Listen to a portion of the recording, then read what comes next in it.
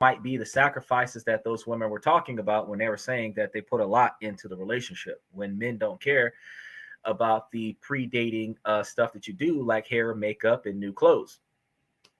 As long as you are modestly dressed and natural, we will like you for your natural beauty. Women don't realize that yet, but once they do, they will save tons of money on unnecessary stuff that makes them look like a porcelain china doll, which is completely artificial.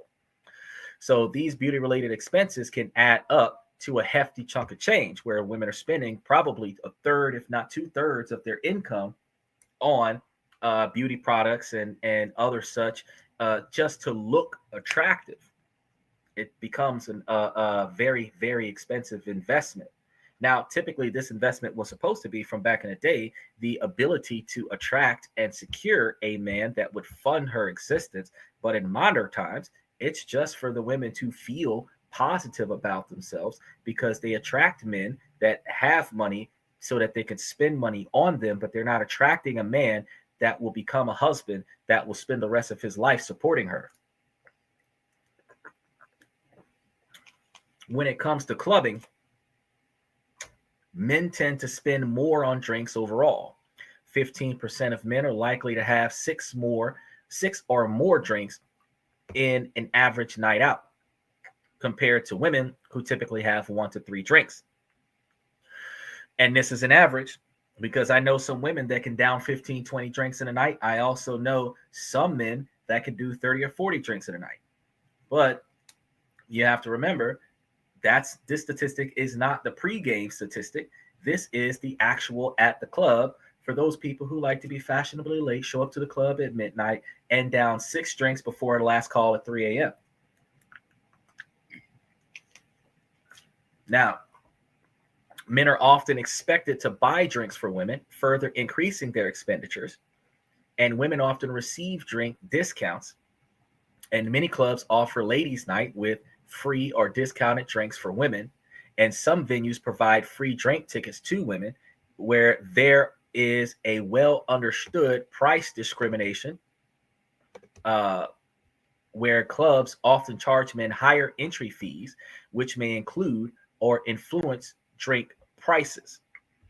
This practice aims to attract more women, which in turns attract more men willing to pay higher prices. Cody says, club name sits with be over hut too long. Oh, sit with Beaver Hut too long. $2 gone. $2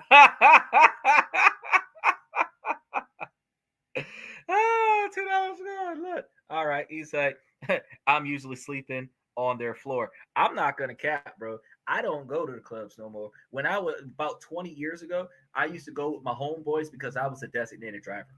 They would talk me into going because they would fill my tank and pay my cover and buy my drinks while I was out there. I did not want to go. And then when I went, one of the reasons why I didn't want to go is because they would drink too much, and 1 or 2 outcomes would occur. I would have to carry drunk friends back to the car, or stop them from getting involved into a bar fight, or get them out of the bar fight because I was too late.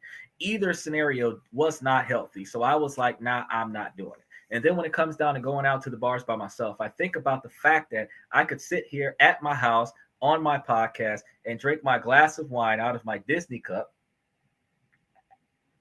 and enjoy the same experience, where the wine that I have stored in my Boxel box wine collection set, look at that, sitting on the counter in the kitchen, and I can just go in there and tap the thing, and I can get me a box of box wine from Walmart for $20, and that should last me like 3 weeks. I just spent $40 in the month for 6 weeks worth of wine, as opposed to the prices that I would have been paying at the club, plus parking, plus vandalism, plus the chick that's going to make you buy her drinks before so that she could talk to you, and then when you stop buying her drinks, she stops talking to you, kind of situation.